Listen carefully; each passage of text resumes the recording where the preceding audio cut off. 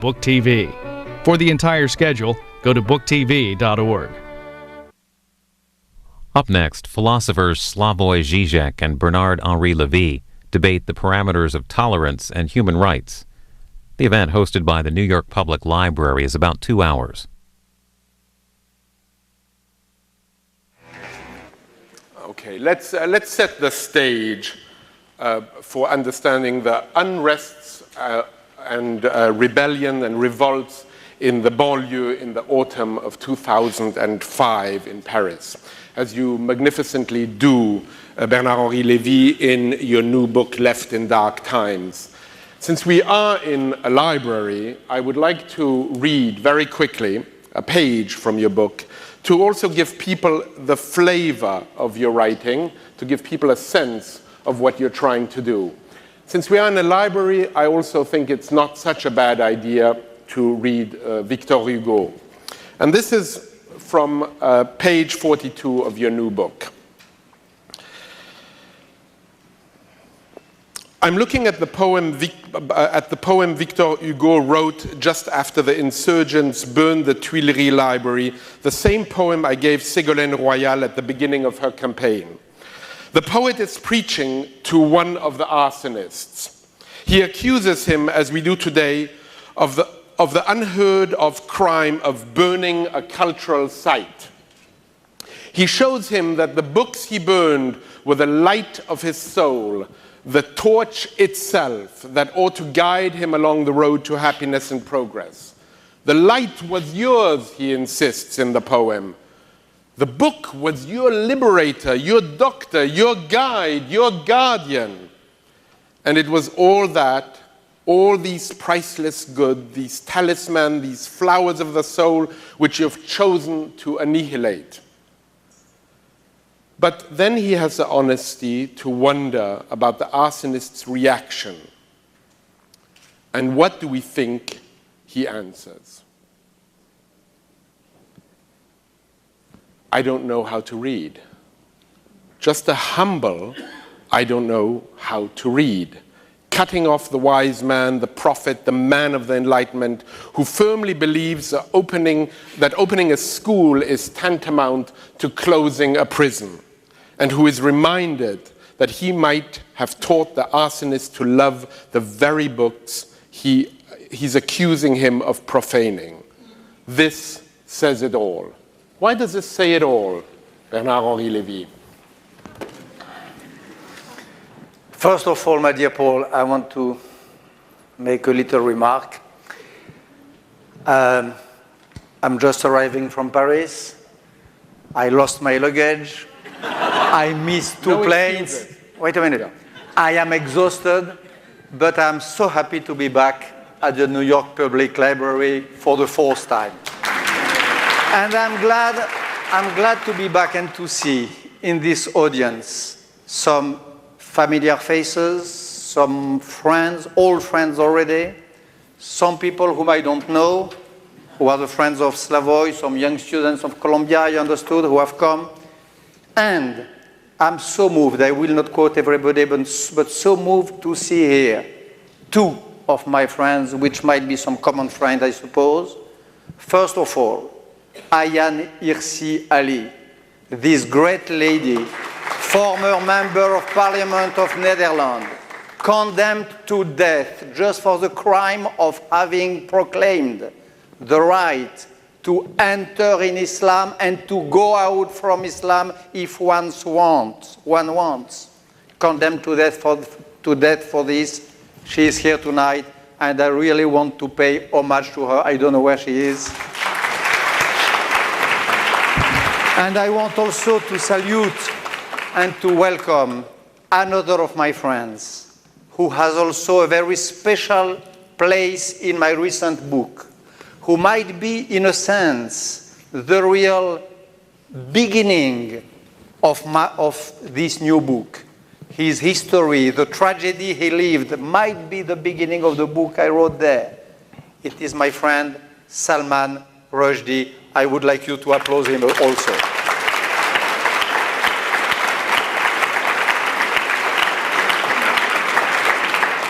Now, after Ayaan, after Salman, Victor Hugo. Why does it say it all? Because at this time in 2005 of these riots in Paris, there was a tendency in France, in the intelligentsia, on the right and on the left, to say that these riots in the neighborhoods were just nihilist, barbarian riots, without any meaning and with a sort of savagery, barbarity dominating the whole thing. And my impression was that, number one, there was a savagery which was before this one, which was the savagery of a society who did create some areas of this sort. Banlieue in French means lieu du ban, place of the banishment. This is the origin of the word banlieue. So, what is a society which allows the constitution on its borders and on its periphery of places of banishment? Number two, what struck me in this poem of Victor Hugo related to what was happening is that, of course, these riots were weird. Of course, there was some violence in it. But at the end of the day, is not it true of all social movements? Social movements don't always look like a social movement. They don't always look like clean, perfect, without any débordement social movement. And number three, it was clear for me that these riots were also, first of all, that they were not at all what some said at this time, a sort of groups manipulated by Islam. It wasn't just untrue. And by the way, when the French government of this moment, Nicolas Sarkozy, Minister of Internal Affairs, he had a brilliant idea. He said, come on, a lot of them are Arabs, they should be Muslims, we are going to send them some imams. The French Republican police is unable to control the situation, we are going to send imams. So he sent imams. For him it was Arab equal Muslim equals imams.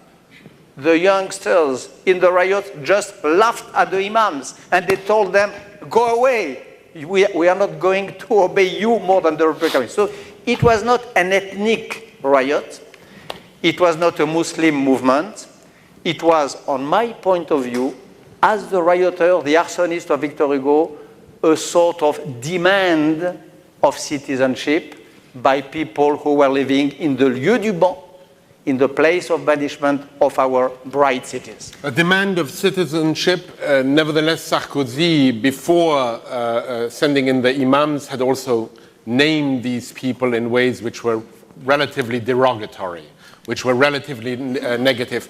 Slavoj Žižek. Sarkozy made two things which were terrible. Just one word. Number one. No, I'm sorry, no problem. That's already two words. Okay, go ahead. I'm for democratic centralism as a communist, so please go on. Yeah. After the Central Committee will make a conclusion, but now, yeah. Okay. Central Committee is him. Okay. We will see this. We distributed the roles. Superman is him. I might be. No, I'm James Bond. You are Superman. I am James Bond, and you are Superman. We said. Okay. We agreed on that. Okay. And Central Committee is Paul. So what did I want to say? No, Sarkozy made two things. I know it is not very appropriate to speak of your president in a foreign country, but he's going to come in a few days, so we are allowed. Number one, he said this word, racaille, about these guys and these girls. There might be a debate about the context in which... Racaille meaning scum. Scum. Yeah. But he made something just worse. People who didn't understand French. Yeah. Everybody understands French in your house, Paul. And he did another thing which was maybe more dramatic because not subject to debate.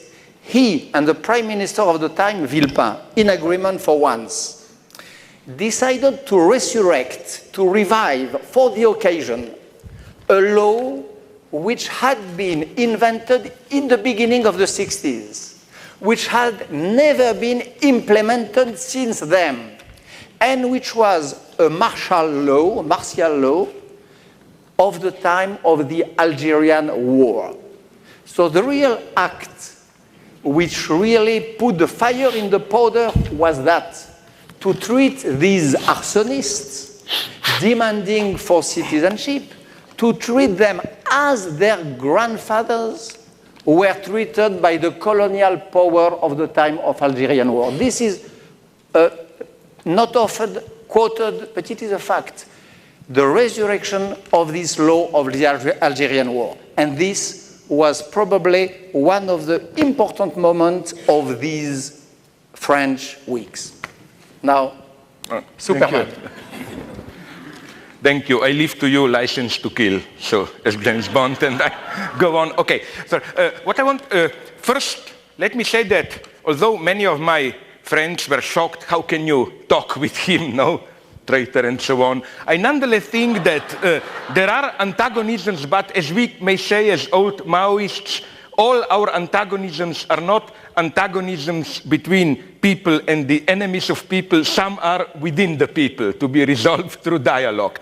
So let me be quite frank. A couple of points I agree with you. First, I totally agree with your basic reading, which, to shock you, is also a reading of your probably enemy Alain Badiou, namely that it's wrong to read these riots as some kind of Islamic fundamentalism or what. You were totally right. The problem is purely that of exclusion, inclusion. Basically, it was an attempt of what we are old enough, unfortunately, to remember the great era of structuralism, Jacobson, the so-called thesis of fatigue communication, where the point of the message is the message itself.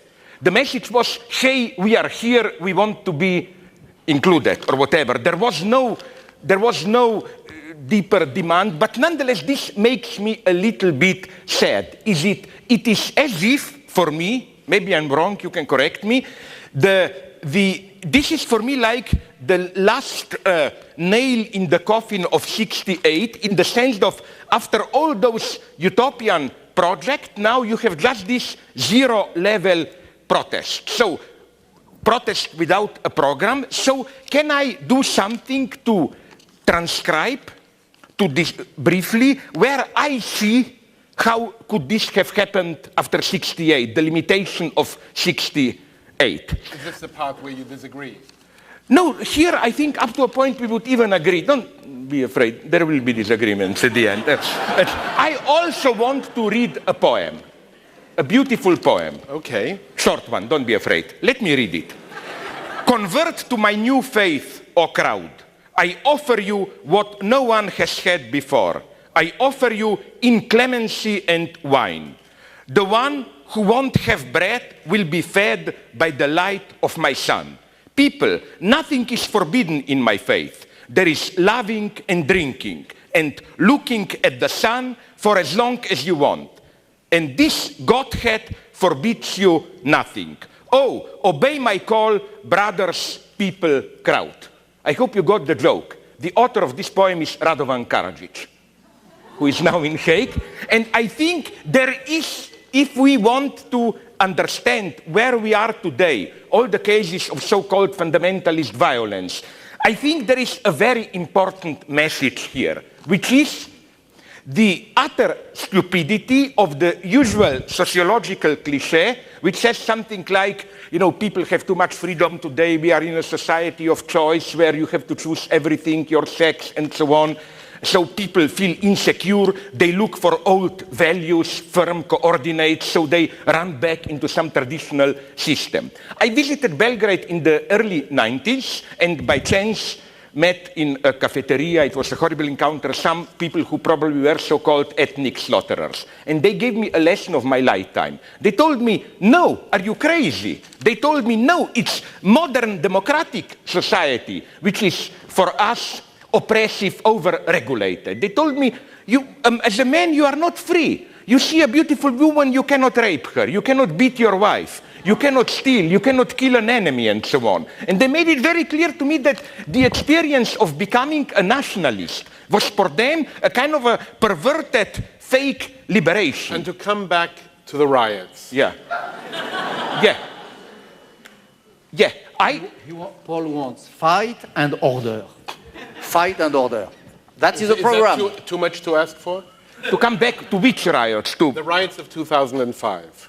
I think that they represent something that I'm tempted to call Malevich in politics. You know, Malevich, the reduction to a minimal difference, like I think it's black square on white surface or whatever. It's kind of a zero-level politics, which is why I claim they are even formally similar to what people call the so-called flash mobs. You know, you just collect, you do a certain gesture, and I think it's a sad monument. It tells something about our state of things if the situation in which we are is that the only protest that we can afford, a more radical form, is this kind of empty gesture of just saying no without any positive project. But nonetheless, to go back to your point, I think that it's precisely this, as it were, closure, which then opens up the space for... I mean, to remind you of what you wrote in the book, you speak about hermeneutic temptation,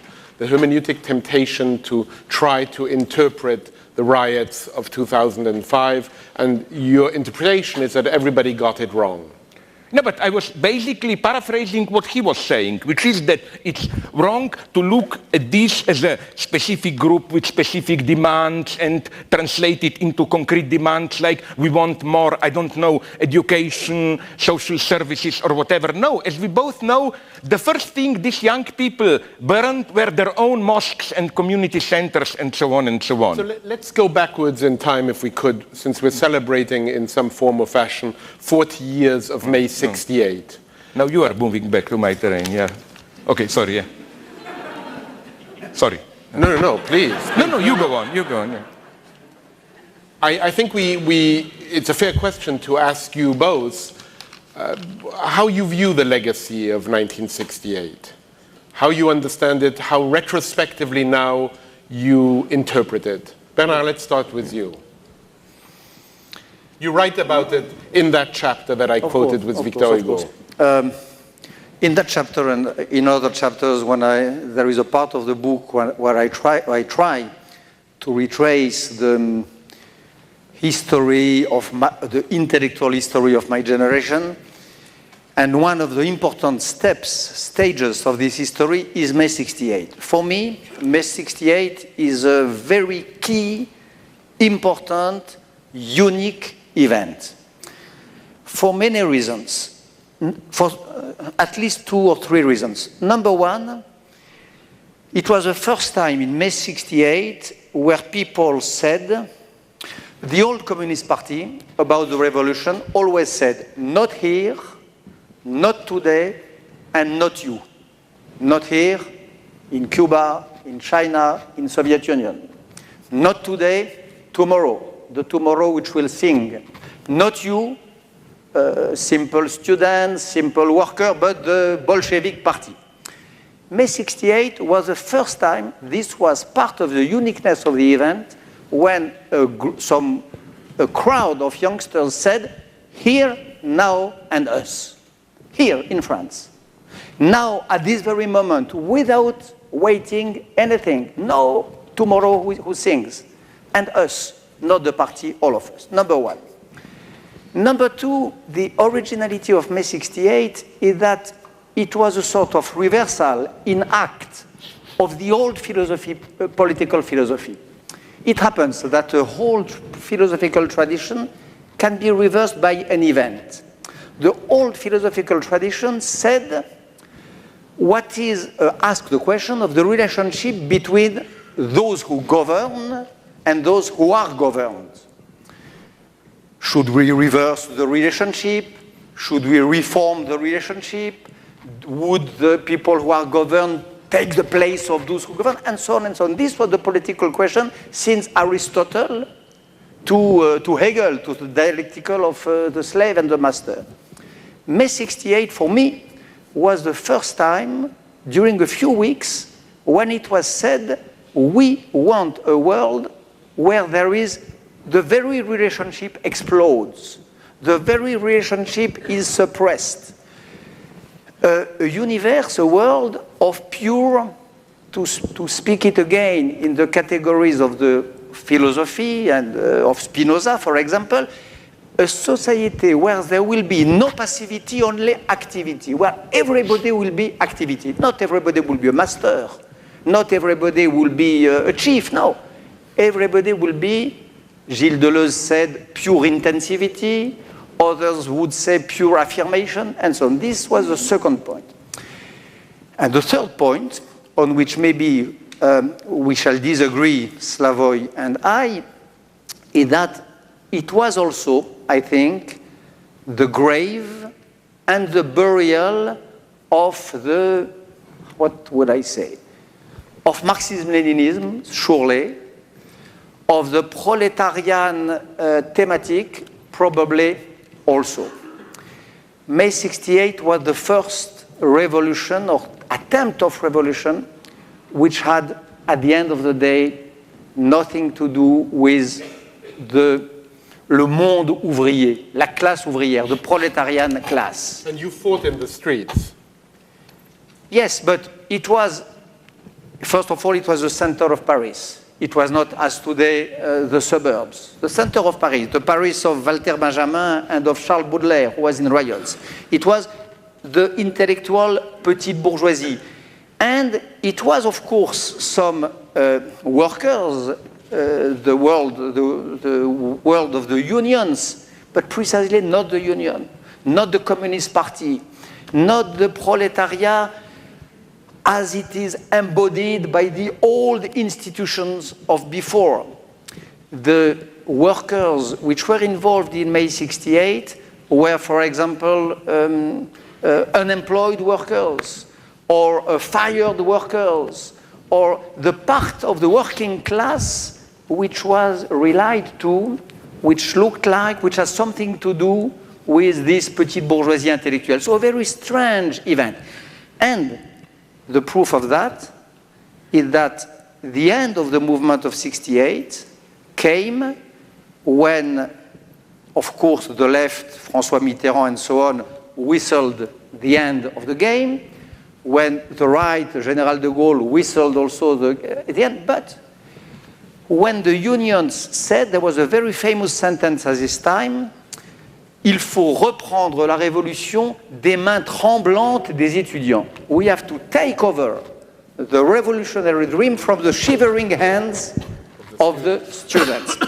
The moment when this was expressed, when the common program of the left and the right was to take all these poetic dream of this moment from the supposed shivering hands of the students, it was over. It meant that the unions will speak with the patronat, with the tycoons, with the government, and that the order will come back again in the streets and in the heads. Slavoj, grave or burial? No, I agree vaguely with this diagnosis, Vaguely. but no, I will tell you where I see the problem, just in how to interpret it. The problem I see, I will try to be very frank, is the following one. It's basically the same at a different level as the problem of what happened a couple of months later, August 68 in Prague.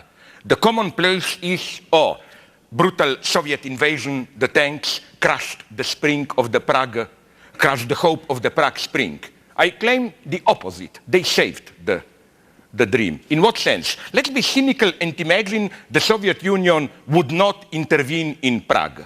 I don't think there was a serious possibility of a new, truly democratic, socialist country, state. What would have happened if the Soviet Union were not to integrate is that either Czechoslovakia would simply have become part of the West, or at a certain point, like before and after with liberal communist Gomulka, they would have to stop it. I think that paradoxically, the very Soviet intervention kept the dream alive. What would have been if the Soviet Union were not to intervene? And I have the same problem with May 68. My problem is, yes, I agree with what you said, this pure revolution, intensity, no party state to take it over, but what was the ultimate possibility into it? Did it really had, if the Communist Party wouldn't manipulate or others would allow them, would support them, do you really think there was a chance of a new society or what? I think no. I think that the lesson for the left is... Do you think no? Do you think there was a possibility for a new society there? Of course not. There was the possibility of what happened after, which was a huge intellectual, moral, and political reform of France. The world changed in France because of this attempt of '68. The women were more free, I agree. The gays were more affirmative, the power had less power, the people had more rights. It is an important moment for that also, because there was a multiplication of rights after May '68 and because of May '68, which we did not see in the last decades. And this is the real product of this miraculous moment. A few weeks where, because I remember this moment well myself. I was 19, 20. It was a moment, maybe because of material conditions. It was the epoch of the 30 Glorieuses, as we say, period of great prosperity, period where the Western Europe believed, stupidly, but believed that the resources were infinite, that it was, that the scarcity did not exist, and so on. And there was a feeling of youth and of immortality. And immortal youth was the feeling, the main whiff, the main smell of all those people demonstrating and so on and so on. But here I see, again, here, my God, this is a nice debate because now you appear more leftist than me in the sense of trusting the message. I have two problems here. I think that this dimension, I'm first to agree with... It is my thesis in the book, by the way, if you read me well. Yeah, I pretend to be more leftist than you. Yeah, I know. Okay. And we know that there is nothing but pretense in the world. Okay, let me go on. So, but you know where I see the problem? First, I'm the first to agree with you that these are real achievements. We shouldn't make fun of them, like gay rights, feminism, even the way authority functions and so on. But nonetheless, it fascinates me how, and again, I'm here referring vaguely, not only to them, to the famous book, The New Spirit of Capitalism by Luc Boltanski and so on. How ideally May '68, that's for me a kind of Hegelian cunning of reason, helped to give a new push to capitalism. And I'm not saying this is bad, I'm just saying as a diagnosis. It's not only new freedoms, it's the entire new logic, I claim, of marketing. When you say it's not bad, do you mean it? Sorry? You said it's not necessarily bad. No, it's just a new phase. I mean, everything in the world, most of the things, okay, are bad and good. That's the paradox. But let me make a point that I want to make. The way, let me go here to the United States. How do we consume today when you have a commodity to buy? It's no longer the primitive level, buy this car because it's the best, uses less gasoline, whatever. It's also no longer the competitive logic of keeping up with the Joneses, like status symbol. Isn't it that today we are more and more addressed, even by publicity, as buy this car because, for example, it's a Land Rover, you can drive into nature, you can realize your authentic self, it's part of self-realization, and so on and so on. And let me go to the extreme here. This is why I find so problematic this all stuff with organic food and so on. Do you really believe that if you buy the apples, so-called organic apples, which are usually more rotten and cost half more, do you really believe that they are more healthy? No. It's also not competition, but it makes you feel well, you know, like, my God, I participate in something great. I'm not just a stupid consumer. I show solidarity with. It's the trap that I encounter here every day when I unfortunately have to go to Starbucks coffee. You know, like, practically they make you feel that with each cup of coffee you save some Guatemala kid from starvation or whatever. I mean, let's just be aware that's one dimension of '68, which, again, I sincerely mean that it's not bad, that it's not a priori bad. No, I think there are, how to put it, ethical awareness did grow up with this. I'm the first to admit it. All I'm saying is, as an old-fashioned half-Marxist pessimist, how should I put it? No, let's look what baggage comes with it. You know, for example, what do you think about, I want to ask you now a question, what I find dangerous with charity. Charity is in now. It's no longer as it was 100 years ago with Carnegie, some idiosyncratic guys. Today, everybody does charity. But what's the message we get? You see that poster everywhere, some deformed black child, and then for a price of one cappuccino, you can save his life, whatever. The message, I think, if you read it between the lines, it's pretty cynical one, is pay a little bit and it will make you feel better and you don't have to worry about it and you don't have to politicize it and so on and so on. I think that charity, no wonder Bill Gates likes it today. No wonder that, did you notice something, that a certain rhetoric, which 20 years ago when we were young, was the rhetoric of the left, saying to us who live in relatively comfortable lives, are we aware that we live in ivory tower and out there people are starving? Today, the mainstream is saying this all the time. It's one way to depoliticize us. My idea is that today's ideology is the ideology of depoliticization. We are no longer predominantly addressed as sacrifice, except for strange countries, strange parties where you see the poster, our country first, but that's another thing. It's no longer sacrifice yourself. How are we today addressed by a society to be what we are? Isn't the main address kind of a spiritualized Orientalism, like be truly yourself, realize your potentials, and so on, and all that stuff. And I think this legacy of 68 I find problematic, which is why, let me find the further contact with you, and I will stop now and return a question to you. I hope we share another point, which is, to be brutal, hatred of Emir Kusturica. We do agree here. Underground, I think, is one of the most horrible films that I've seen. Because it's as if this poem that I quoted was set to film there. What kind of society you see, Yugoslav society in Kusturica's Underground? A society where people all the time fornicate, drink, fight, a kind of eternal orgy. And here, what you referred to as this eternal youth, excessive energy, one path, I'm not saying the only one path leads to Radovan Karadzic, I claim. I claim that the duty, moral duty today, I'm maybe in a different way a moralist like you.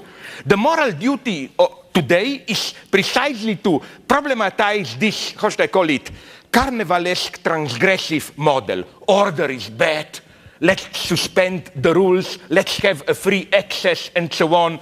Do you know a detail which maybe will interest you?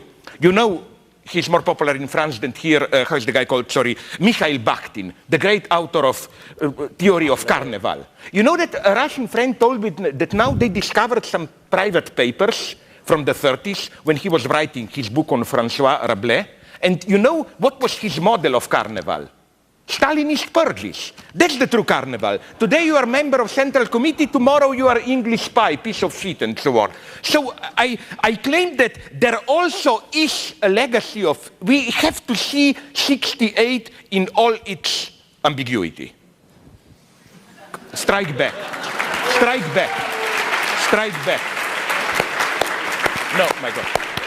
I'm sorry. No, I'm sorry for this Stalinist gesture. Did you notice this point that in Stalinism, in fascism, you are a leader. You give a speech, people applaud, you just accept it. In Stalinism, the leader joins the applause. Of course. So we are on the good side. Okay. To give the sign. To give the sign. Strike back. There is a famous story of Robespierre speaking on the tribune of the National Assembly.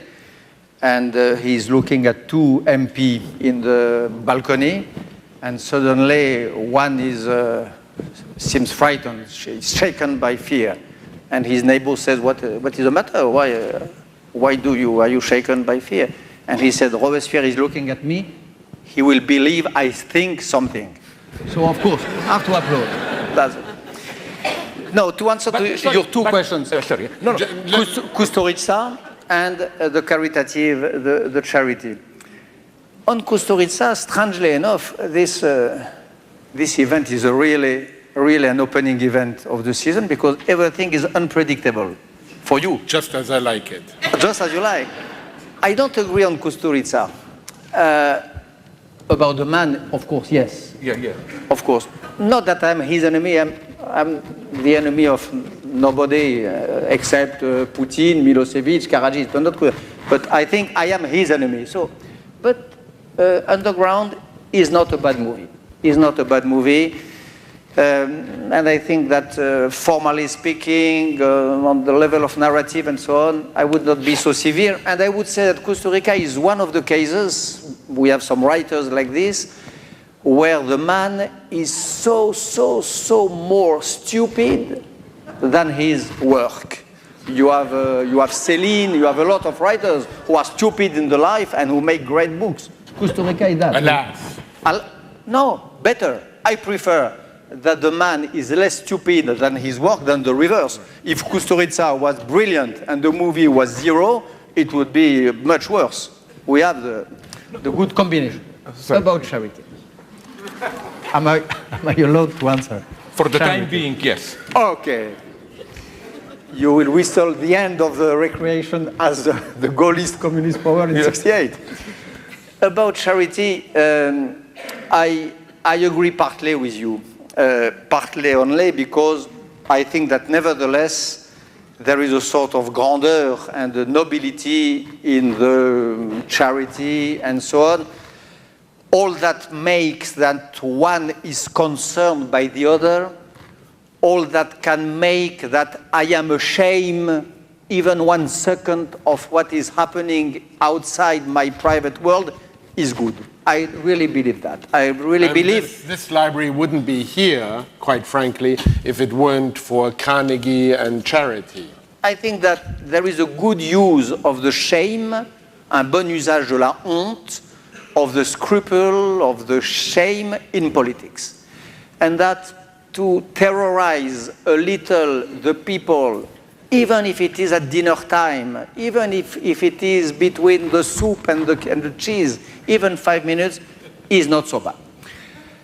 And that's why I was involved in my youth in some caritative movement. That's why I I was a fellow companion of the movement inventing the devoir d'ingérence, the duty of involvement, and so on. All these caritative things are not so bad. And when you travel a little, as you do, as I do, when you go in a really damped place of the world, when you go in the black holes of the planet, in Africa, places like that, in Angola, in Burundi, sometimes the more clever people, the most informed, the only who maintain alive a little spark of the universality of human are these charity guys or women who are trying to help and so on. It is a sort of little spark of universal values in a world which ignore them. But you know, I mean, Žižek didn't say what he writes in the book, but in the book he says charity is a humanitarian mask hiding the face of economic exploitation. Do I say this? You do. And it's a strong comment. I mean, you speak about Carnegie as a man of steel and a heart of gold. Let me finish. To ask Carnegie to give a little will be never bad. I will never cry if we help Carnegie to empty a little his pocket. It will. He did it himself. No, he does not do it himself. He does it because he is under moral blackmail of some opinion leader, of some journalist, of some titles of the TV and so on. That is never bad. Now, the real problem with charity, and on this point I would agree with you, but I will maybe express in other words. Number one, it replaces politics. And when it replaces politics, it's a disaster. And I saw that myself. For example, with my, in Bosnia, you should know this. Voilà. Yeah. I saw it. I more than noticed. I shot a movie about that. The way in which the great powers said, "We deliver to you blankets in which we shall put your corpse, and for the price of that, let us in peace and don't ask us anything else," was really disgusting. And the charity people themselves, the average humanitarian girls and boys, knew that they were doing this task, knew that they were manipulated by the powers, by the states, who washed their hands of the flesh and the blood of the Bosnians, and who just asked, as an illusion, as a cloud of ink, the humanitarian to do the job. This is one real, more than limit, one real perverse effect of the humanitarian and the charity. The other one, which I observed not in Bosnia, but in Rwanda, and in Africa in general, but especially in Rwanda, and my friend Philippe Gourevitch, who is here, knows that also, and maybe better than I, he devoted a book to that, a part of a book to that. The charity movement, the way, the fact of seeing the world with the eyes of charity has also the effect of transforming the human being, which is a complicated thing at the end of the day, which is not a thing, which is a body, which is a mind, an articulation between the two, and so on. The charity business has the result of transforming the human being into a simple body. There is a bodification of the subject, a fleshization of the human being. And in Rwanda, it was very clear how many times I heard the politics of my country or some big humanitarian consciousness of my country saying, but we did a lot in Rwanda. Okay, but what did they do? After the genocide, when the genocide was over, they went to give food and to give goutte à goutte, drop by drop, to the murderers, to the people who did the genocide. They did not even ask the question, people being just bodies, without soul, or the charity having the duty, the task to manage the bodies and not to know anything about the souls, the question to know if one was an executioner or a victim, which sort of execution, was not raised at all.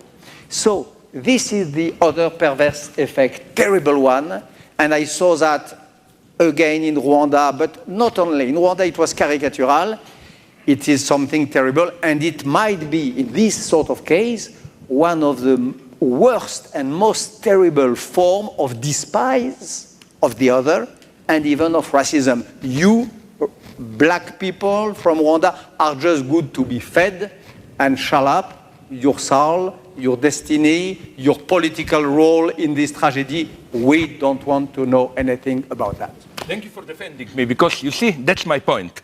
My problem with charity. Let me make a step further where I think it's the clear-cut case. We all know, and again, my sources here are not some crazy marginal leftists, but mainstream United States. 2 years ago, there was, in the summer, there was a cover story in the Time magazine about Congo, claiming that in the last 10 years, around 4 million people died there of unnatural causes, and so on and so on.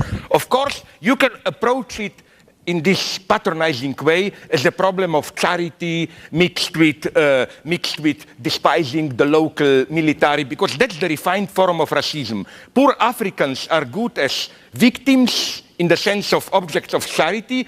The moment they take things into their own hands, they become warlords and so on. But the problem I have in Congo is this one.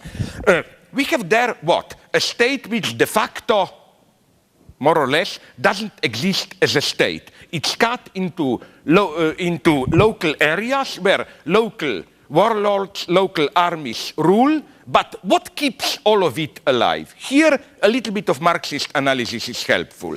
All these local warlords are, of course, connected each with another foreign company doing mining, diamonds, zinc, and so on and so on. And that's how the entire system perfectly works. It's the best deal. Local warlords got their money, get rich, foreign companies don't have to do with taxes, all that stuff, and so on and so on. And you have the greatest, probably at this moment, humanitarian catastrophe in the world, like, if I may put it in my extravagant words, an average Congolese citizen would probably have sold his mother into slavery to be able to move to the West Bank, how should I put it? No, it's infinitely worse, but it's not in. It's not in because it fits perfectly all agents, local warlords, military and foreign companies. So isn't it a nice example of, instead of playing charity there, let's just do something at the level of how we control companies, relations of capital, and maybe we can do something.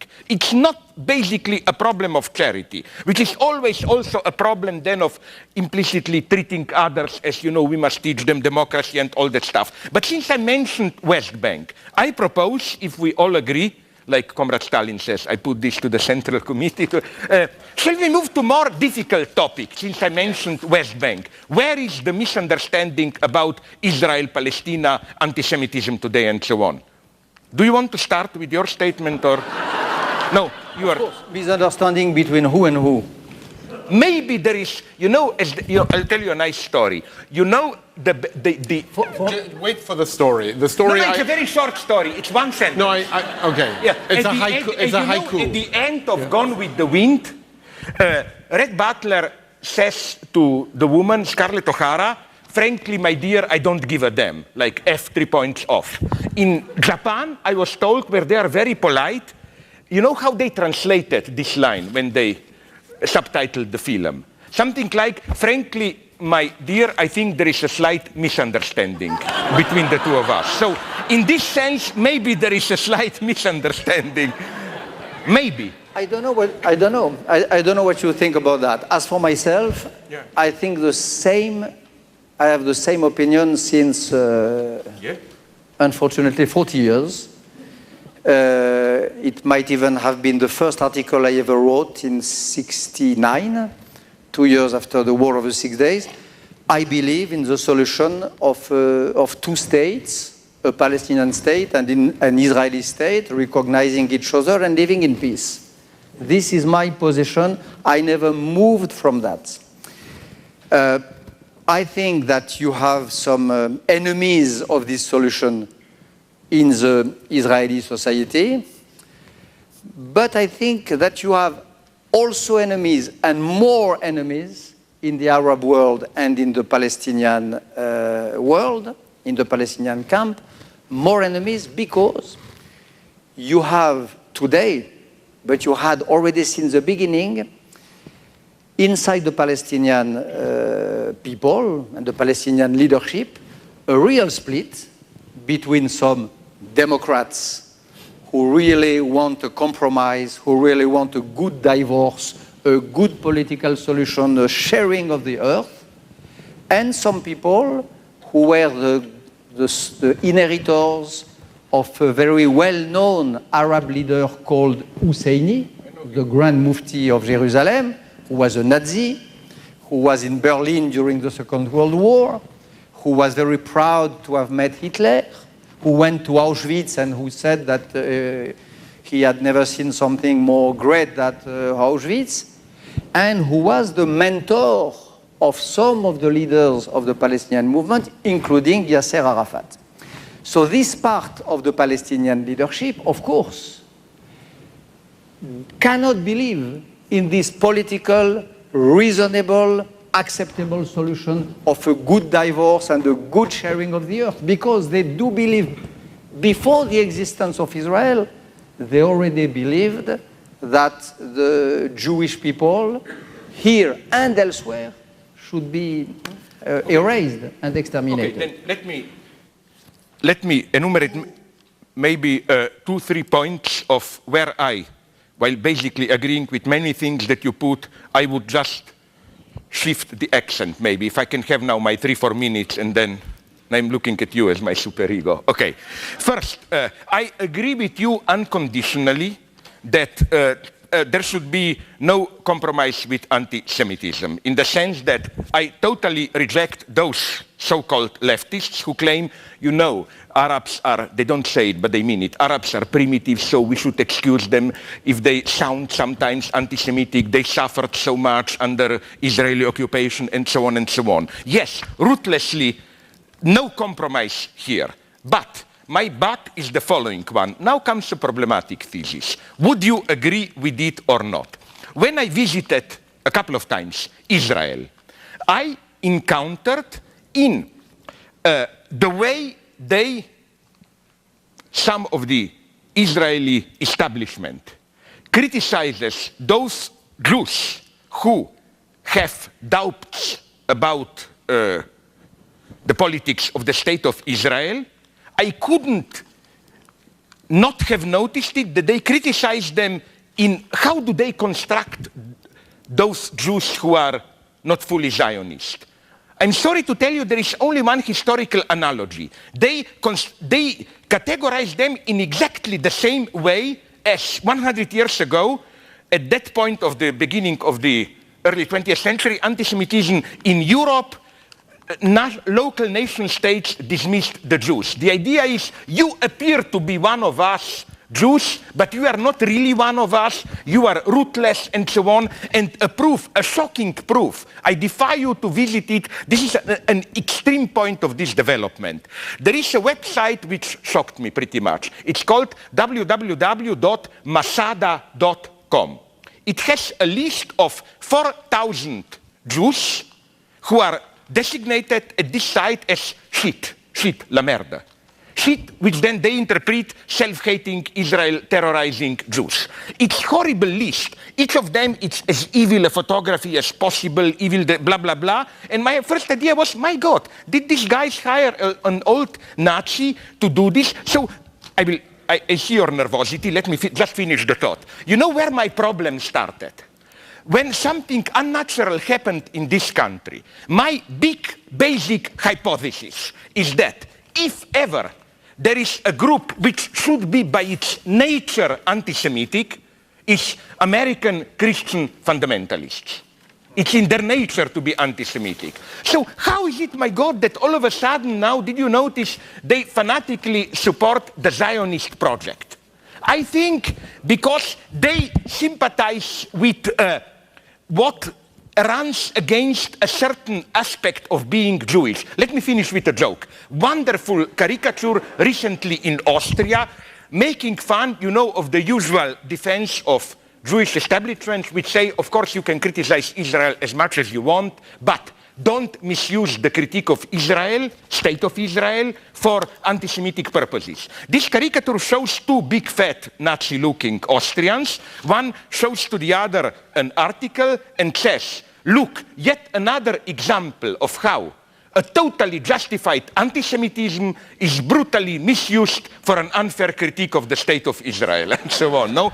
That's the logic of them. That's where I see the danger. One should always bear in mind of this most precious inheritance of Jewish tradition, which comes precisely of them being, as French political philosophers would have said, la part du non-part. The ones who precisely not being part of the organic social community stand directly for the dimension of universality. And I'm not simply accusing Israel. I see this as a very tragic development, that now even something that I'm tempted to call with all respect as a defense of all of my Jewish friends, Zionist anti-Semitism is appearing, in the sense that what they criticize is precisely a certain figure which sounds familiar in Europe. Do you find this problematic? I agree. No, I agree on 2 points, and I disagree strongly on the third one. Okay.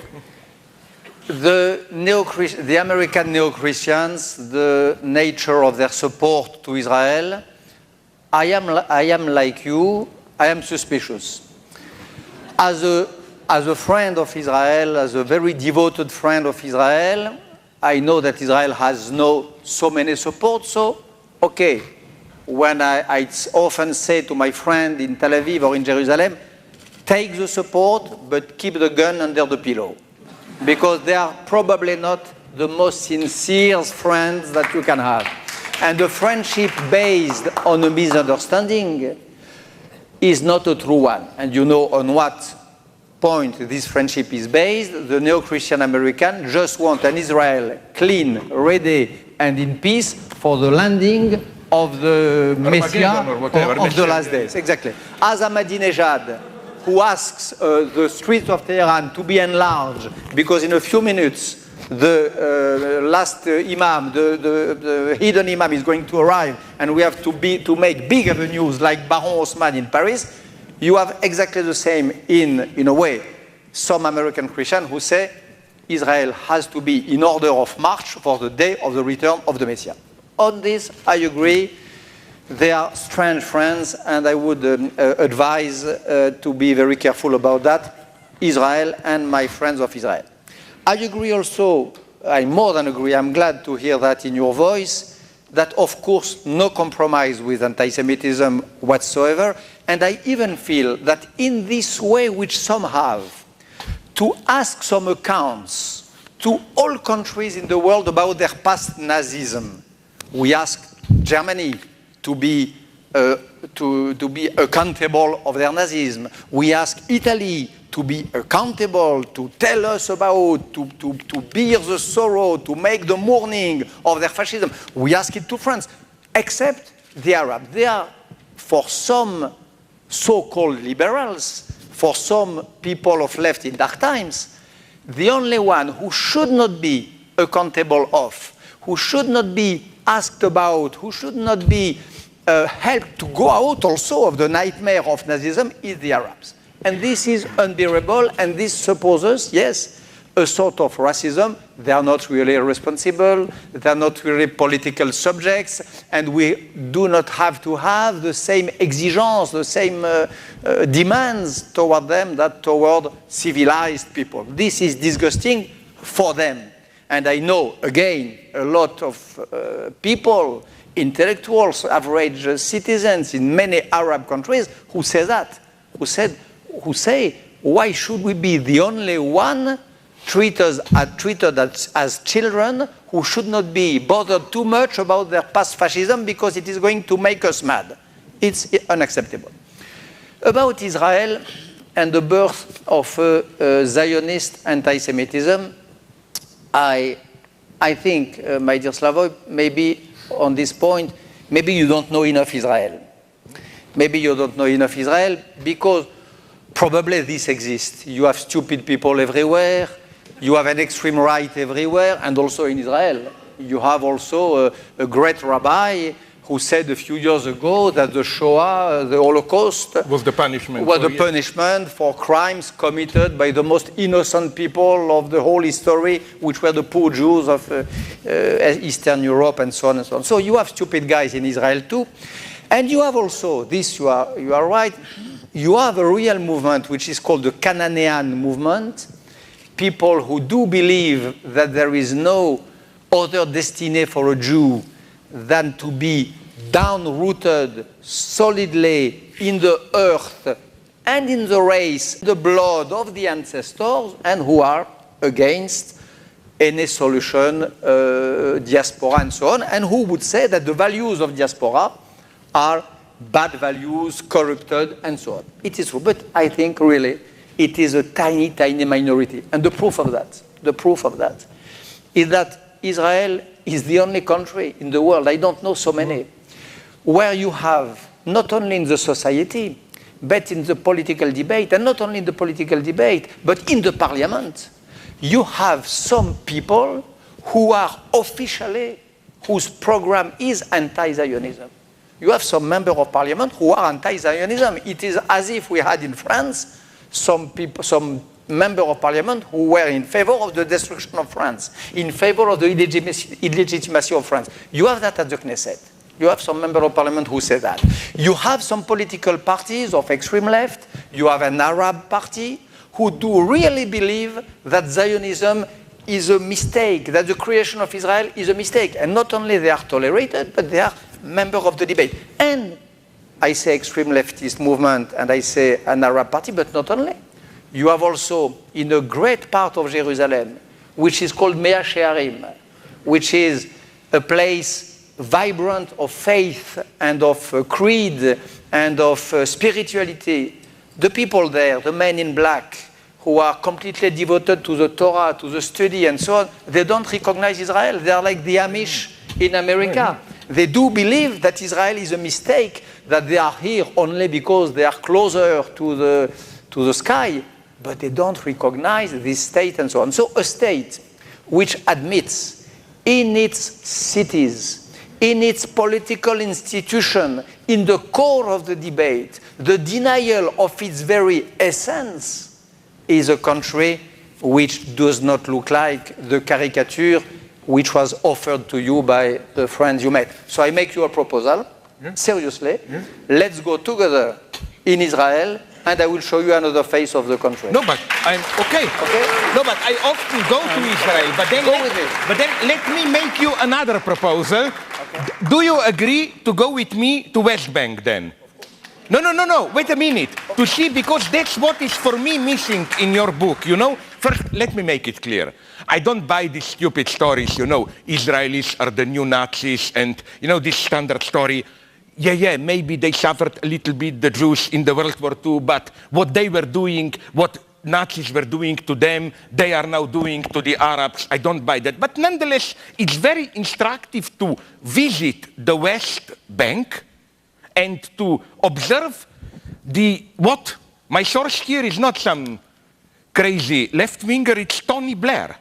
I read an interview with him, and he said he was shocked by what, maybe in the terms of Michel Foucault, we can call this microphysique of bureaucratic power, this incredible network of small measures to annoy the Arabs, to humiliate and so on. That was breathtaking to me. You cannot, justify it by any rational security measures. For example, the example is from Tony Blair, not from my sources in Al-Qaeda or whatever. No? That, for example, if you are a farmer, Palestinian or Jewish in the West Bank, you know how much more water per capita you get if you are a Jewish farmer? Do you know that if you want to dig for water, Blair is my source, as a Palestinian farmer, you can dig 3 feet deep. I don't know what they're afraid, that they will dig a tunnel for terrorists or what. You know, this is what is making life so unbearable for them. It's systematic politics. My second thing, you know where I'm a little bit more pessimist than you. Unfortunately, I think you simplified it a little bit. It's not as simple as bad Arabs and they are bad. I agree there with you. I don't think, as some of my ex-friends think, that Hamas is the new Leninist party or whatever, no?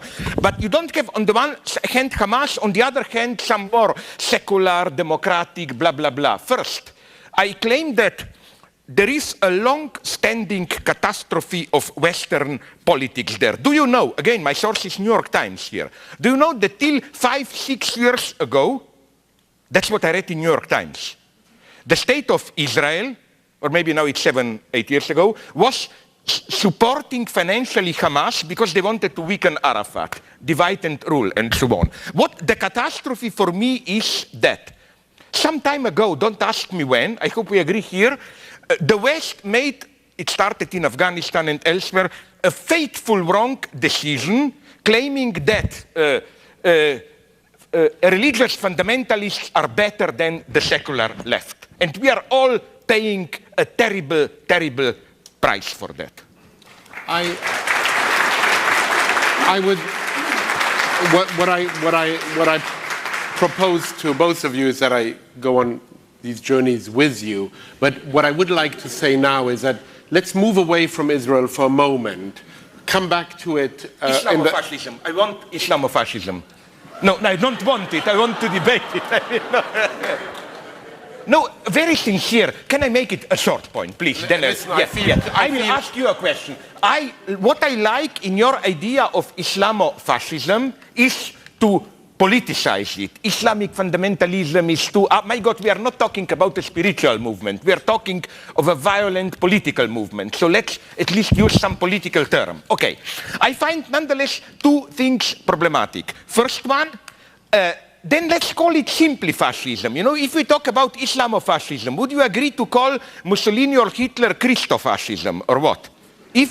But a more fundamental problem, I see, and this is not, please, this is not a refined way to try to diminish it, claiming they are any better and so on. But there is, for me, one big difference which strikes the eye.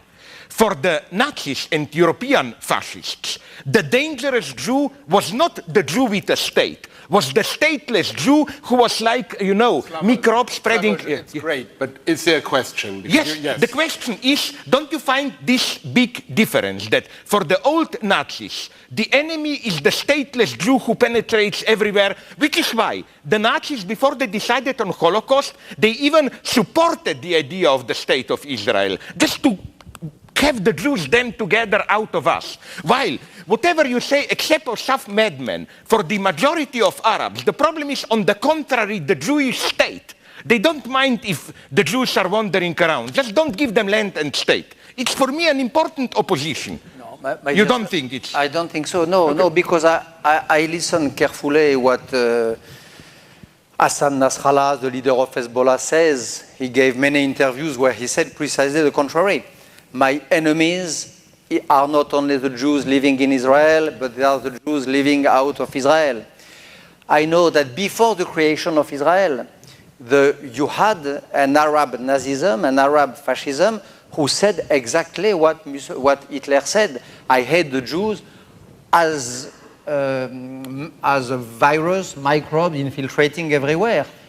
When Husseini was in Berlin, when the Muslim Brothers were founded in Egypt, there was not Israel. There was a little Yishuv, there was the Balfour Declaration, and a little group of 200 or 300,000 people in the place of Palestine. There was no state.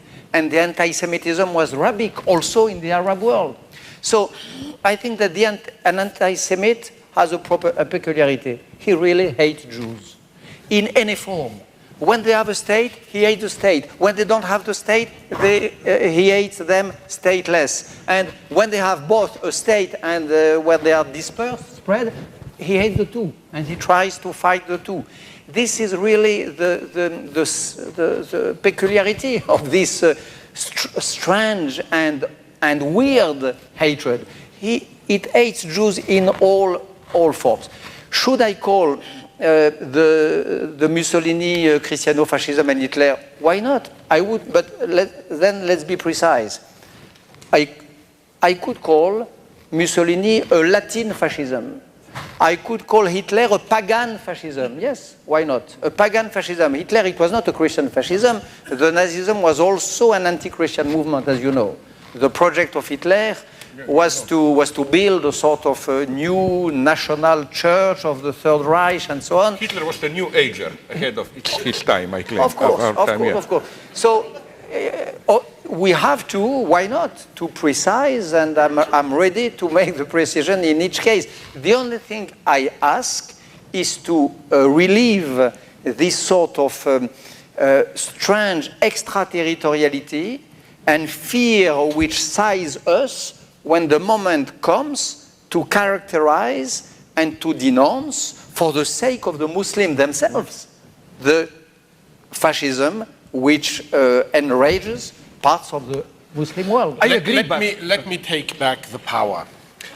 Just for 1 minute. Did you think you ever lost the power? You never lost it. I never had it. No. And so you are invited in Israel and in Ramallah. We'll make the two. It's just a marvelous proposition. Now, I would like to come back, Bernard-Henri Lévy, to your book. And to, on the one hand, the elegiac quality of it and the hopeful quality. You were talking about being rather more pessimistic.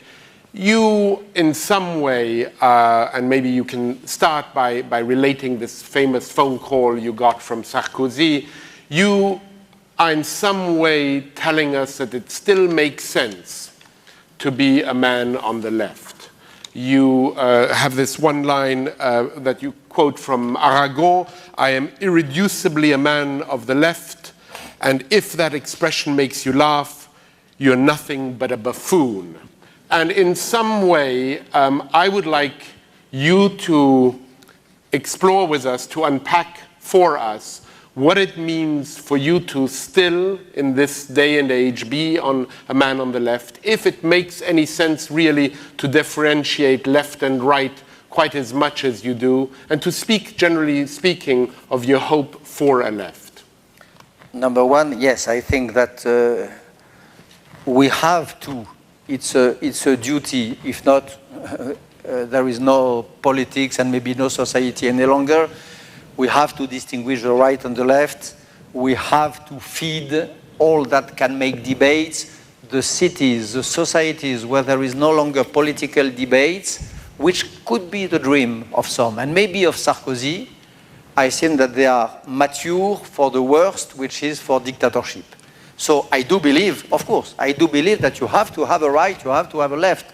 It is not the only opposition. You have to have also, inside the left, you have some debates. This is the purpose of my book. You have a left which is faithful to anti-colonialist tradition, and you have a left also who, being faithful to the anti-colonialist tradition, tries to be faithful to the anti-totalitarian movement and so on. So the more you have debates, the more you have dividing lines, the more you have political quarrels, the better for the democracy, the better for the multiplication of powers, rights, for the simple people. Because you talk of a left you dream of, even though it is a corpse. About Sarkozy, in this conversation which opened the book, and which was the impetus. Yes, the occasional cause, I would say, of the book. I say two things to Sarkozy, because he calls me to enlist me, to ask me, why don't you, what are you waiting to endorse me? Your friends have endorsed me. A lot of your friends have done it, have written articles in Le Monde and so on. What are you waiting for? We knew each other. We were even in the past years sort of buddies. He married my brother. We were rather close. Not your brother. He didn't marry your brother. He married my brother with his wife. Yes, he was a mayor of the city. Oh, he married. Oh, he married. No. No. Because I mean, I thought that's a problem. I thought even in France. Even in France, yes. I told you this would have been one of the results of May '68. Yeah. Nicolas Sarkozy marrying my brother. A mix, you would have supported him, maybe. A mix between May '68 and my terrible English could give this sort of atypical aberration. No, he married, he organized the wedding he celebrated the wedding of my brother, so we had reasons to be close, and he had reasons to call me this day in this kind and gentle way, to which I replied in a gentle but very firm way. I said him no. And then I said him no, but I told him two things, which are really, for me, the bottom of this book, the depth of this book.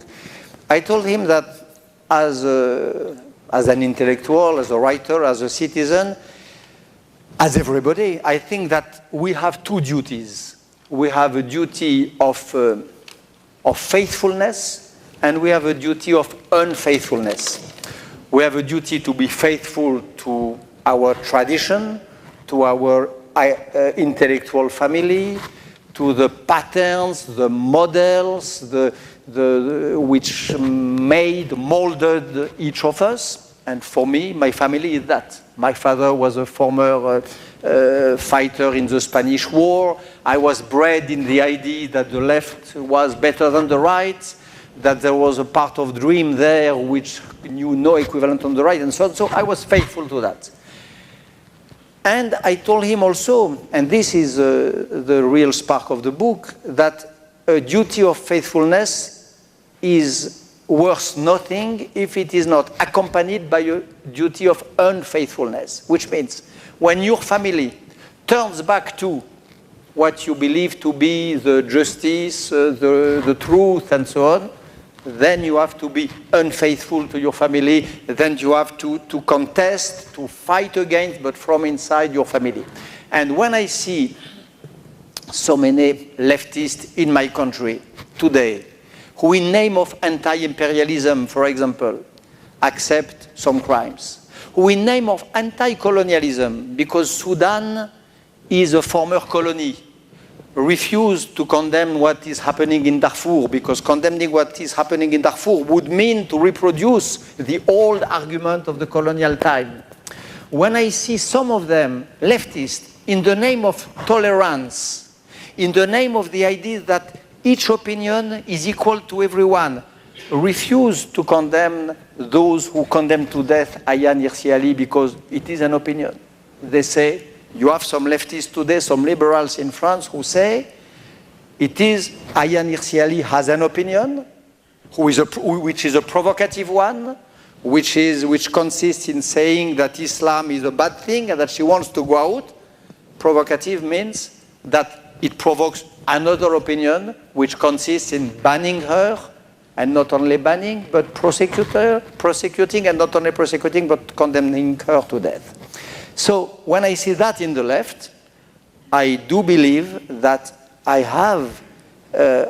would not be faithful to myself if I was not also unfaithful to this left in... that line of Saul Bellow when he says one doesn't love because, but in spite.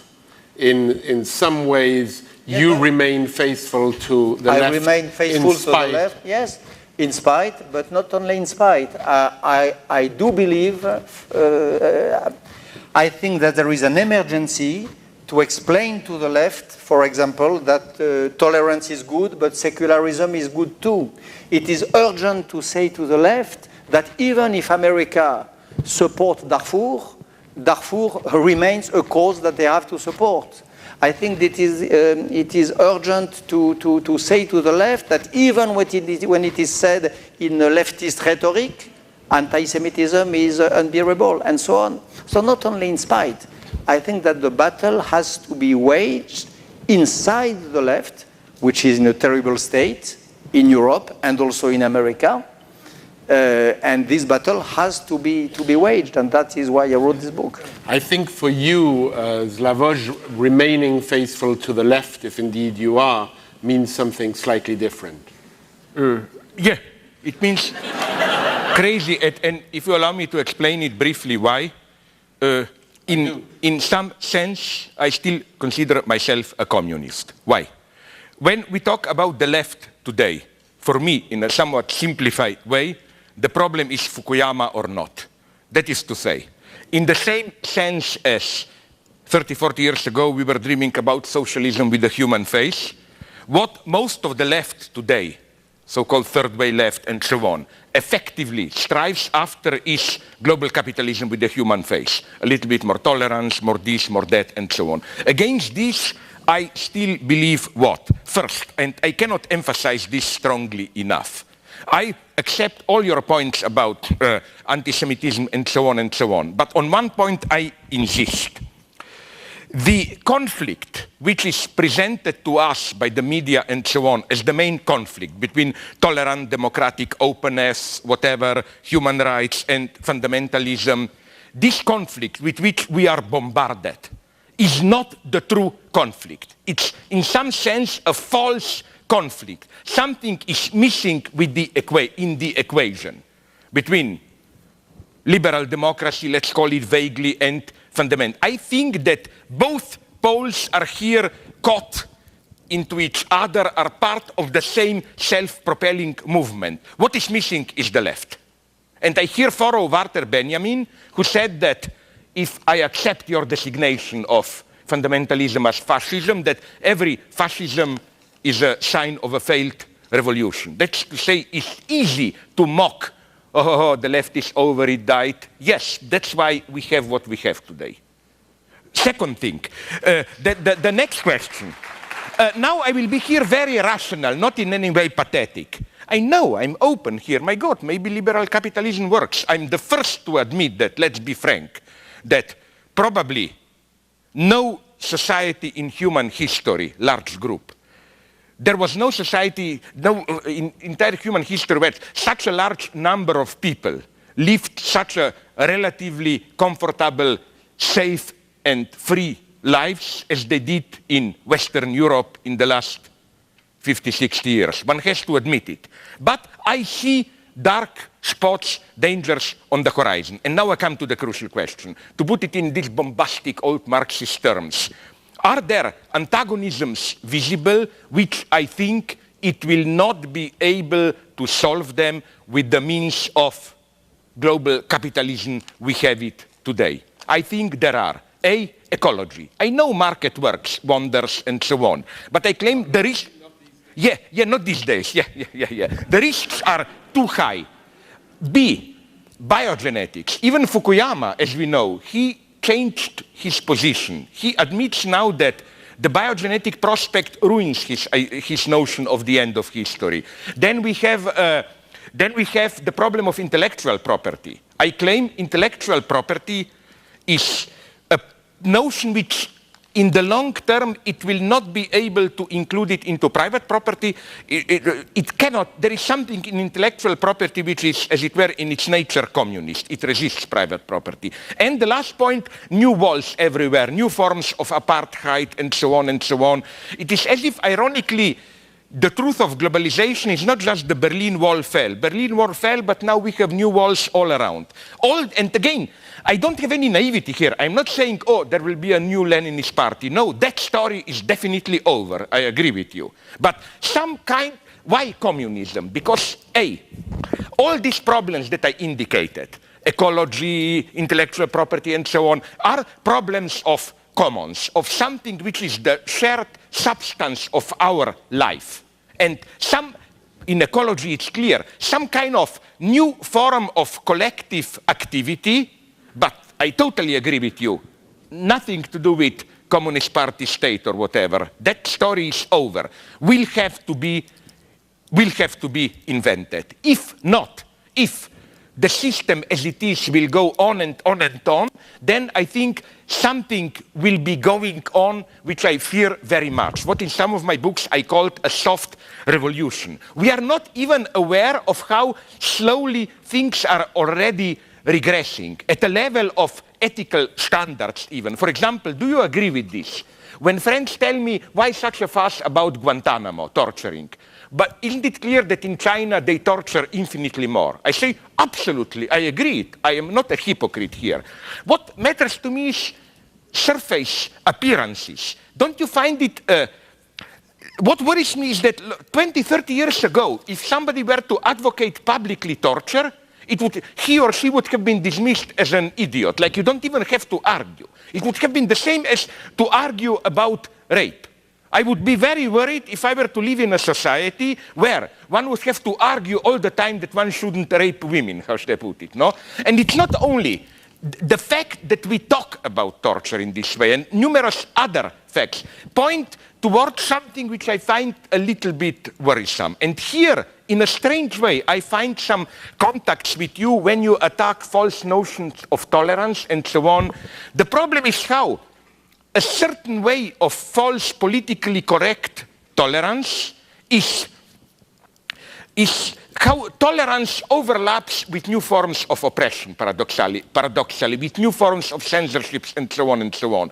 So I find that although apparently we don't live in dynamic times in the sense of big struggles, it seems that we all agree somehow things are happening and how should I put it, sooner or later we will have somehow to confront the problem which was at the same time the basic problem of communism and the problem basically also of 68. Let's not forget, 68 was also a radical questioning of the existing global system. Things are happening, but the response on both of your sides is quite different. For you, in your book, Violence, basically one of the things you're saying is we should have a kind of Bartleby politics. I prefer not to. I remain disengaged. I will... Okay, no.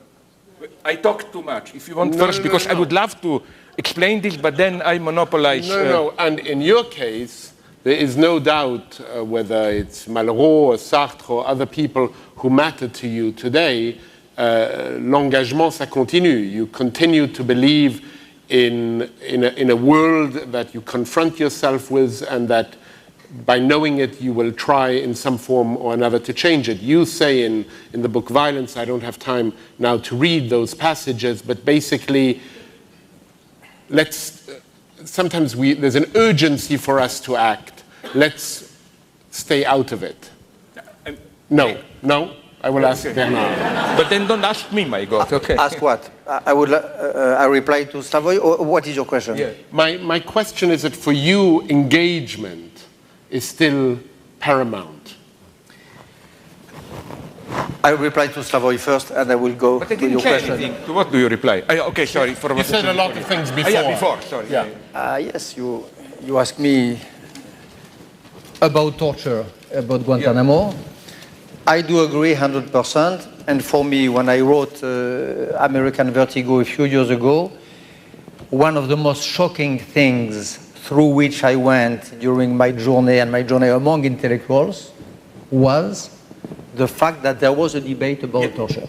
This, and among leftists, among intellectual leftists, I don't want to quote them here, they might not be here. So, Or they might be here. or they might be here. If they are here, they can raise their hand.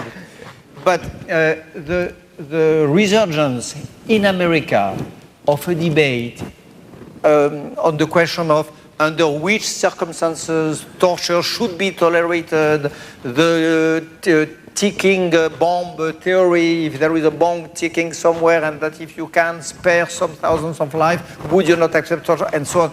All these debates among scholars and intellectuals were such a regression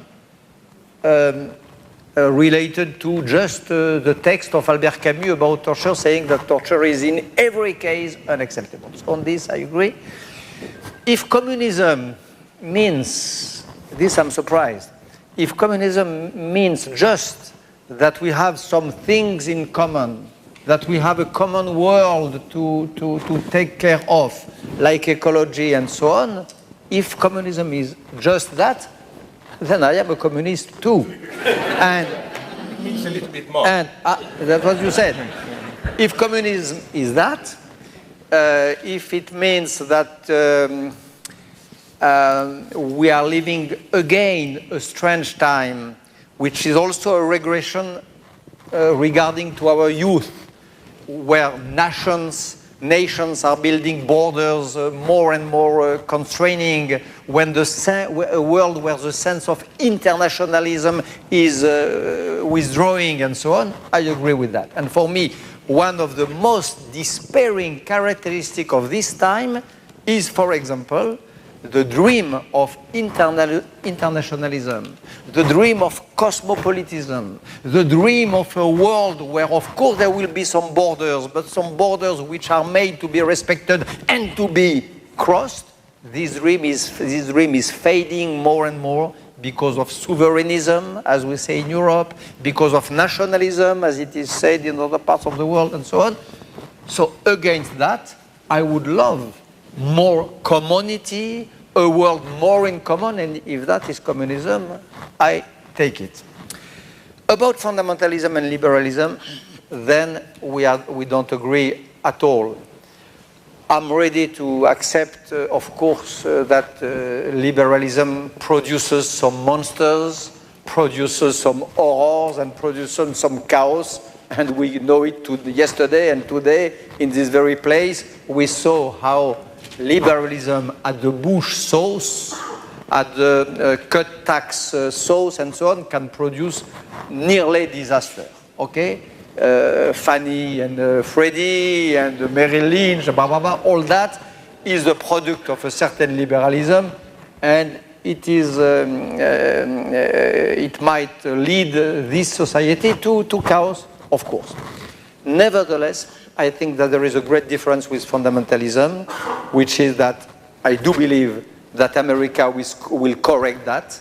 I do believe that if Barack Obama is elected according to what he said, to his record track about this subject, there will be some regulation on financial speculation and so on, which will make that this sort of madness will not happen, or not in the same way.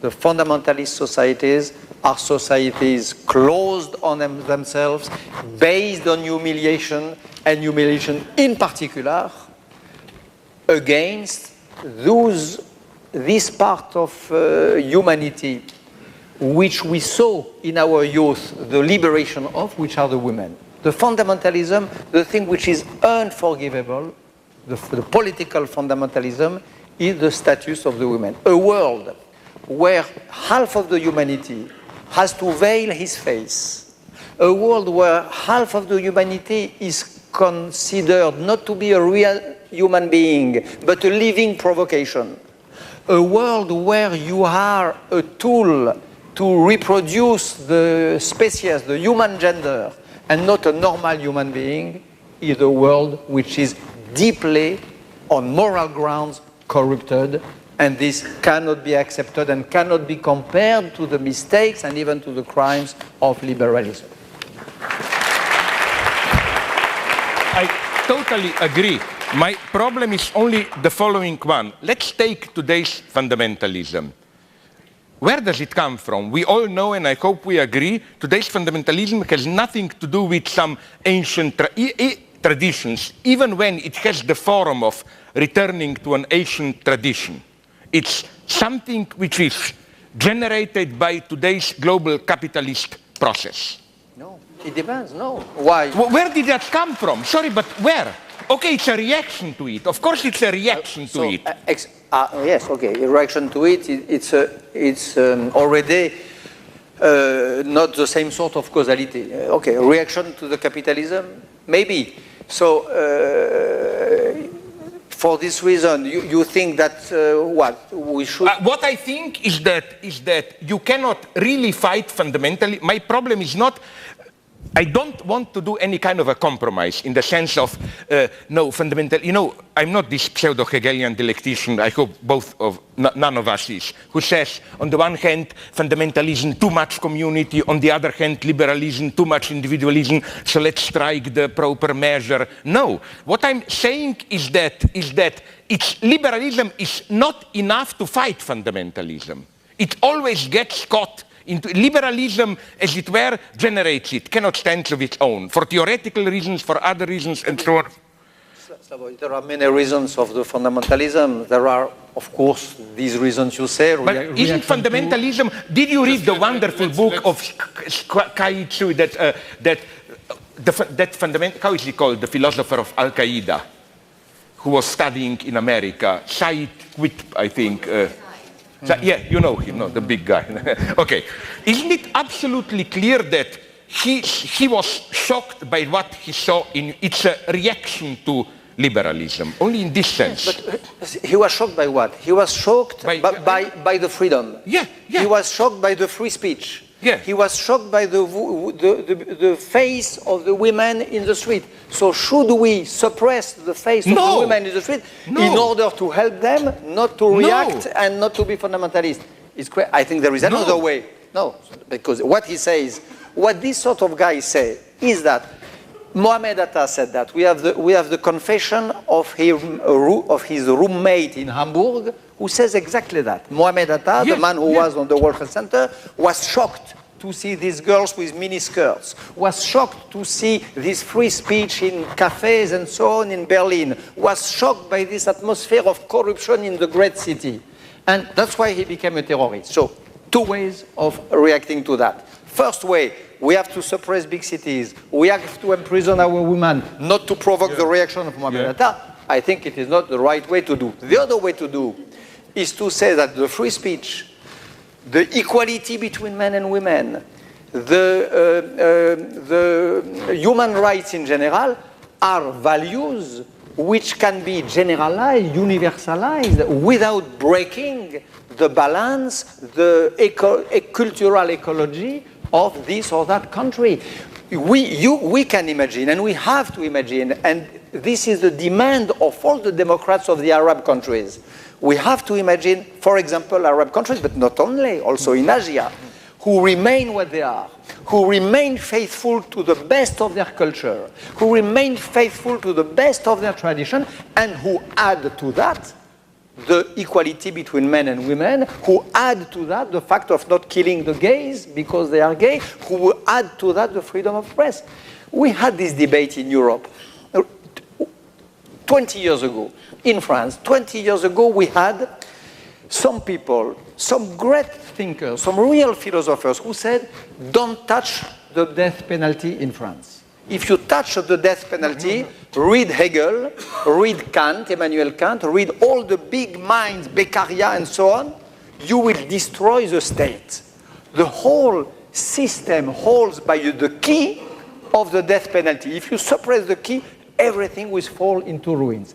Thanks God, if I dare say, we had this guy, this man you are going to invite in a few days, Robert Badinter, who said, wait a minute, we are going to suppress death penalty, and you will see the French society will stay alive, the state will continue to function, and he was right, and François Mitterrand was right.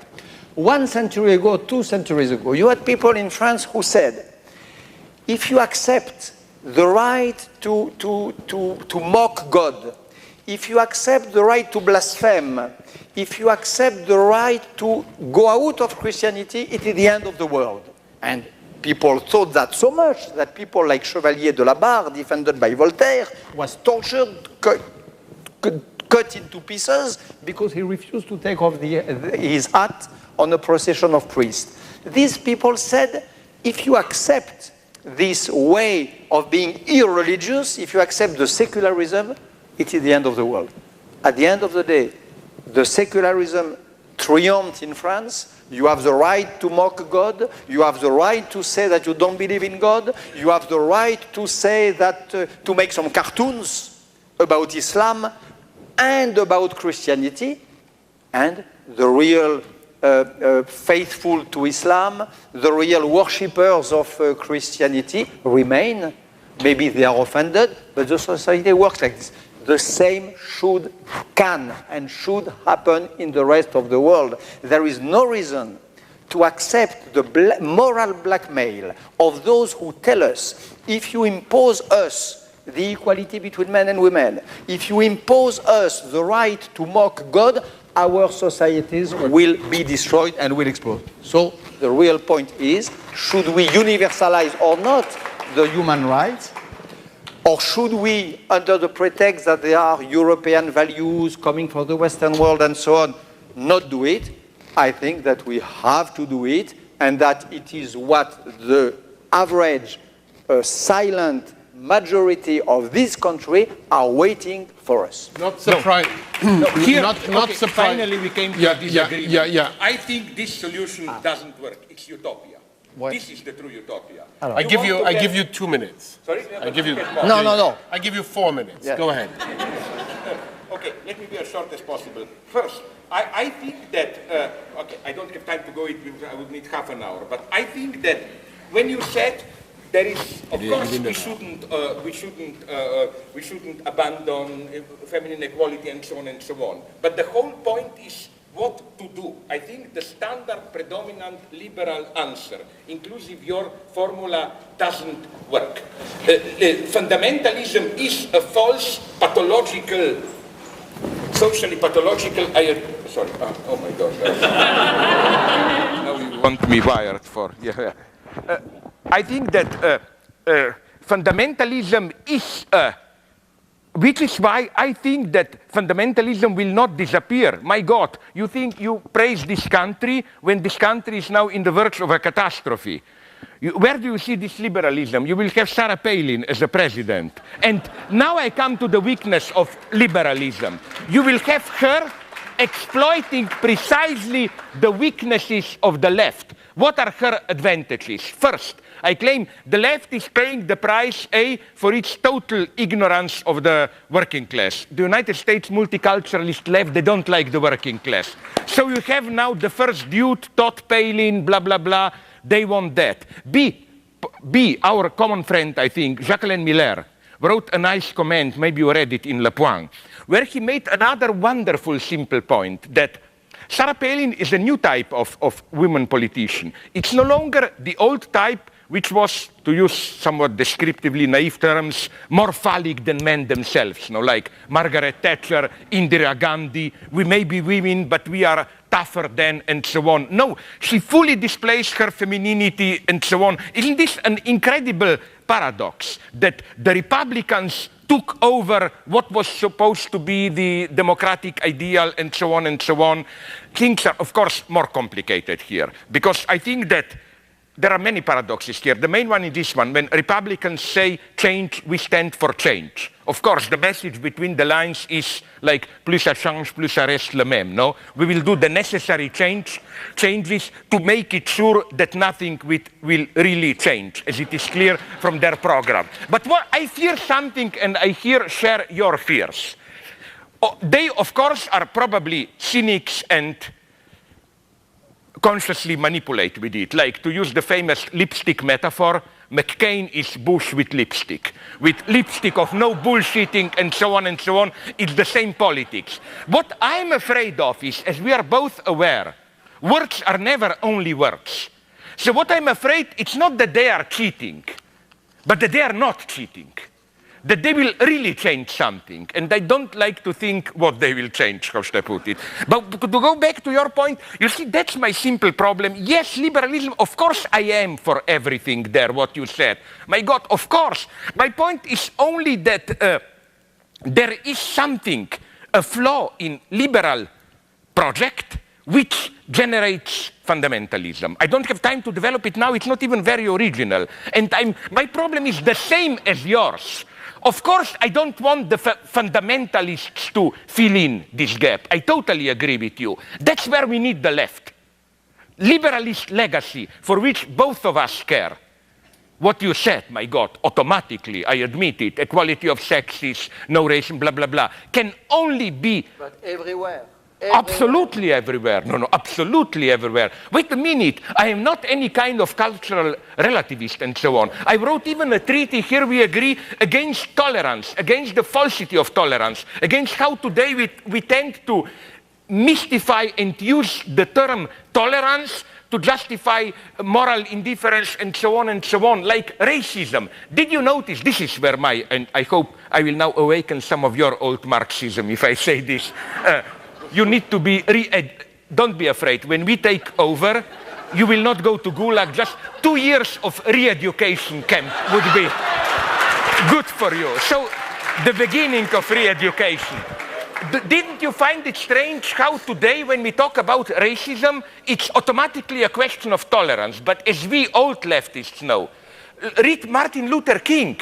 He, as far as I know, never uses the term tolerance. It would be for him humiliating to say blacks need to be more tolerant. No, as you said, for him racism is a problem of not enough universal values, legal right, economic exploitation, and so on and so on and so on. Why do we today automatically transform racism into a problem of tolerance? Because, as you said, politics is receding in a new technocratic world. The only conflicts which remain are cultural conflict, and all you can do there is to tolerate differences, and so on and so on. So on this question of universality, I'm here even more than you. I would do one step further against aggressive universality, and I will say, know who is at the end of this universal line. Not Rami, Robespierre, no, but that's another question, no, where we maybe disagree. Tolerance, we have even a great French writer who said, tolerance, we have houses for that. Paul Claudel. And Paul Claudel, and houses for that. It is Maison de Tolérance, it is the name, the code name of bordel, brothels.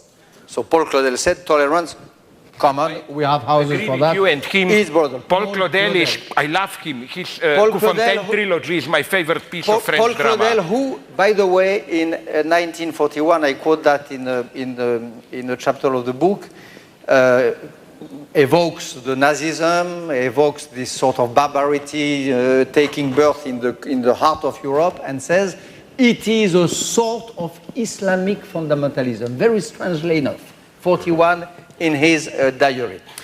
So, on Sarah Palin, okay, what do you want? Of course, she's the race today is Barack Obama against Sarah Palin. John McCain has disappeared.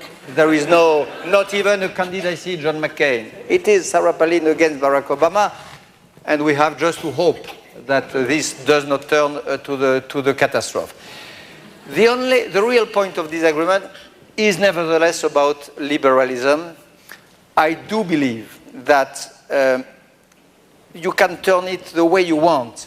There is a real part of the inheritage of the left which is linked to liberalism. Liberalism is not only Wall Street, the tycoons of the big companies and so on. Liberalism is Delacroix. Liberalism is Gavroche. Liberalism is La Commune de Paris. Had the flag of liberalism. they praised the liberalism of the press, the liberalism considered as a freedom of meeting and so on and so on.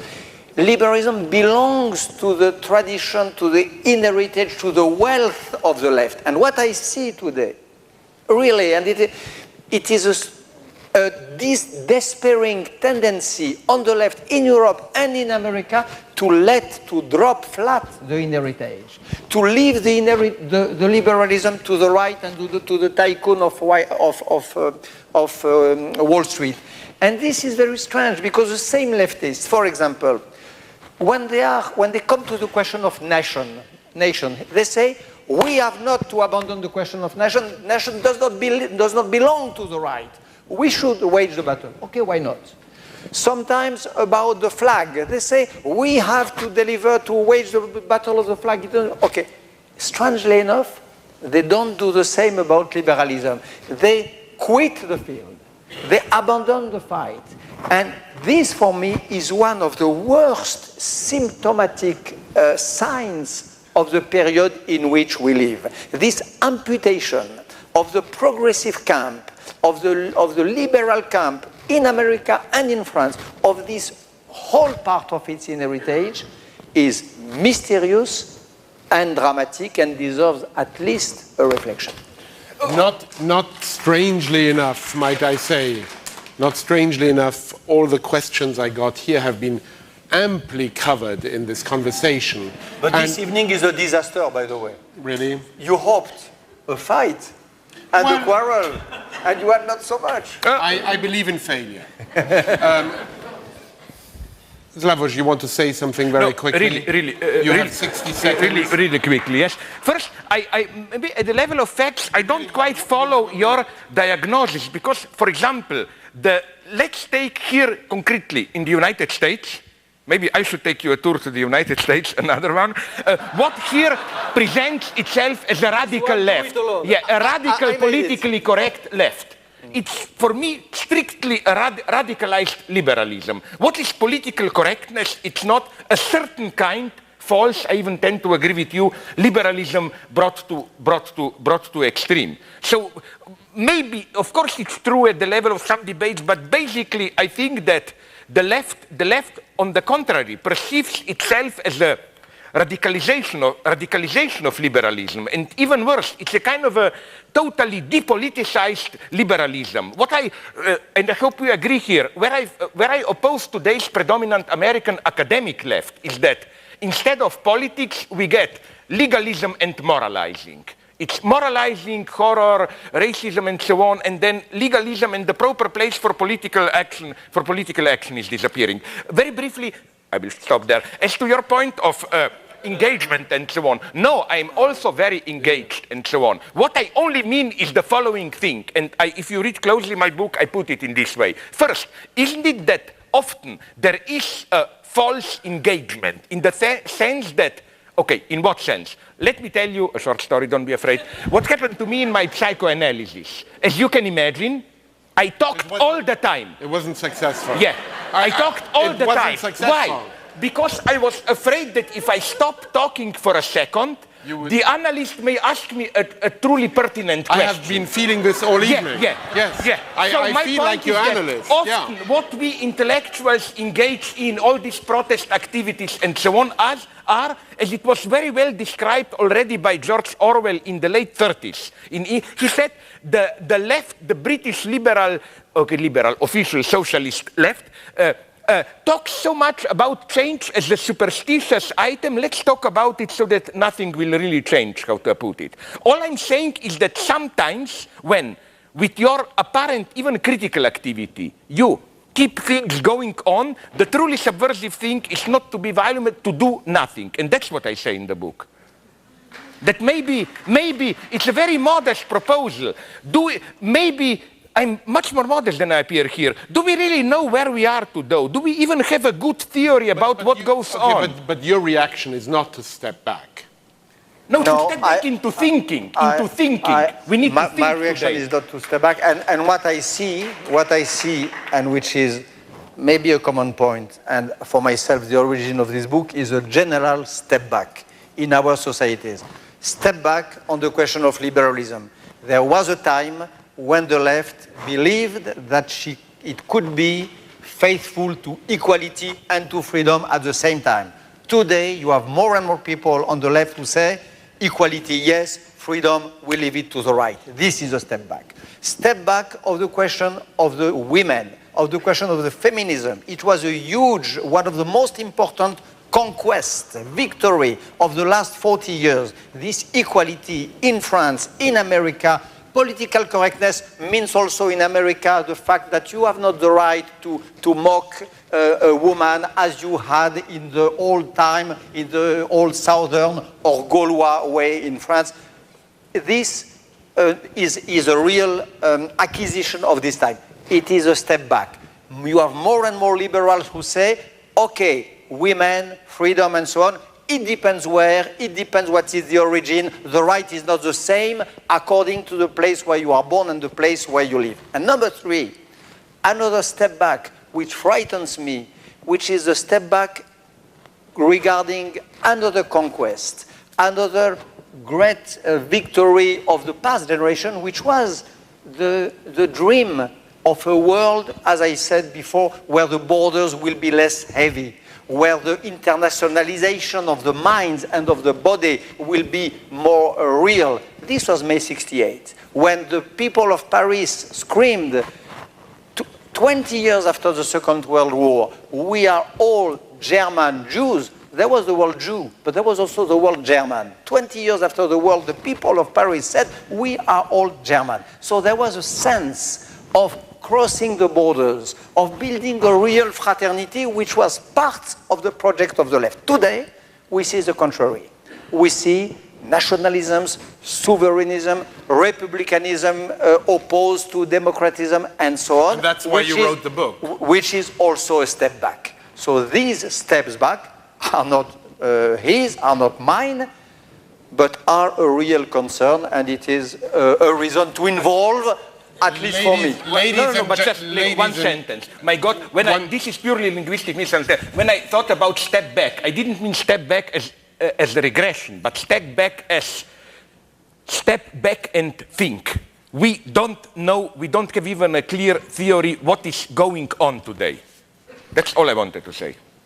This has been a double session, a double psychoanalytical session. Thank you very much. Bernard-Henri Lévy, Slavoj Žižek.